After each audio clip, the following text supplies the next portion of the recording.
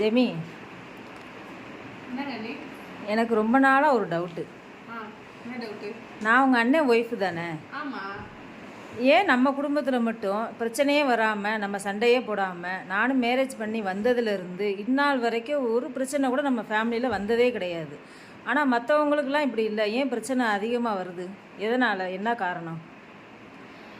Simple, ரொம்ப பெரிய விஷயம்லாம் கிடையாது. அதாவது ரெண்டு இடத்துல அண்டர்ஸ்டாண்ட் தேவை. என்னென்னா, ஃபர்ஸ்ட் ஆஃப் ஆல் நான் எப்படி எங்கள் அண்ணன் கூட எங்கள் அண்ணன் இருந்த கருவறையில் நான் இருந்து பிறந்தேனோ, நீங்கள் அதே மாதிரி தான் உங்கள் வீட்டில் அந்த மாதிரி இருந்துருப்பீங்க இல்லையா? ஸோ அப்போ எங்கள் அண்ணன் என்னை விட்டு கொடுக்க மாட்டாங்க, நான் எங்கள் அண்ணனை விட்டு கொடுக்க மாட்டேன். அப்போ எங்கள் ரெண்டு பேருக்கு நடுவில் நீங்கள் ஒரு ஆள் உள்ளே வரும்பொழுது நான் என்ன பண்ணணும்னா அதை அண்டர்ஸ்டாண்ட் பண்ணிக்கணும்.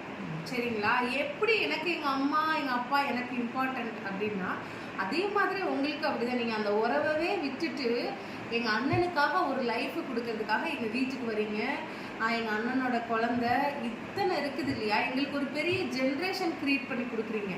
ஸோ ஓகேவா? இப்போ நான் தங்கச்சி தான், நீங்கள் ஒய்ஃபு, நீங்கள் தான் அந்த செயல் வந்து பெருசாக நான் வந்து அன்னை கூட தான் இருக்க முடியும். நீங்கள் வந்து எப்படின்னா அந்த ஜென்ரேஷனை பெரிய அளவுக்கு கொண்டு வர்றீங்க.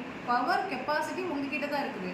அதை நான் வந்து என்ன பண்ணணும்னா அதை நான் மதிக்கணும். மதிச்சாதான் குடும்பத்தில் பிரச்சனை வராது. அதே மாதிரி நீங்கள் ஏன் எங்கள் மேலே பிரச்சனை உங்களால் எங்களுக்கு வரலன்னா, நீங்களும் எங்களை வந்து எப்படி உங்களுக்கு உங்கள் ஹஸ்பண்ட் முக்கியமோ அதே மாதிரி உங்கள் ஹஸ்பண்ட் மாதிரி தான் நாங்களும் நீங்கள் நினைக்கிறதுனால தான் அந்த பிரச்சனை வர்றது கிடையாது. சரிங்களா?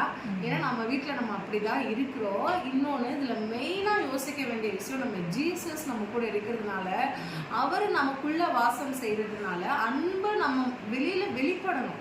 இப்போ நம்ம ஸ்ட்ரீட்லையோ நம்ம பக்கத்தில் இருக்கிறவங்க உங்களுக்கே தெரியும், எத்தனையோ பேர் கேட்டிருக்காங்க, எப்படி தான் 3 நாத்தனார் ஒரு தம்பி பொண்டாட்டி அண்ணன் பொண்டாட்டி வச்சுட்டு இப்படி இருக்கிறீங்க ஒரு பிரச்சனை இல்லாமல் அப்படின்னு எத்தனை பேர் நம்மளை கேட்டிருக்கிறாங்க. அந்த மாதிரி வாழணும்.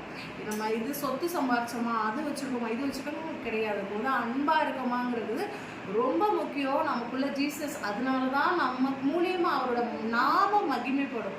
அதனால சொல்கிறேன், அன்பாக இருக்க ட்ரை பண்ணுங்க. எதுவுமே நீங்கள் செய்ய வேண்டாம், அன்பாக மட்டும் இருங்களேன். அன்புக்கு விலை அதிகம், மதிப்பு மிக்கது அன்பு. என்றைக்குமே நம்ம அன்பு கொடுக்க கொடுக்க ரிட்டர்ன் நம்மளுக்கு அன்பு மாத்திரம் வரும், கண்டிப்பாக வரும். Thank you so much.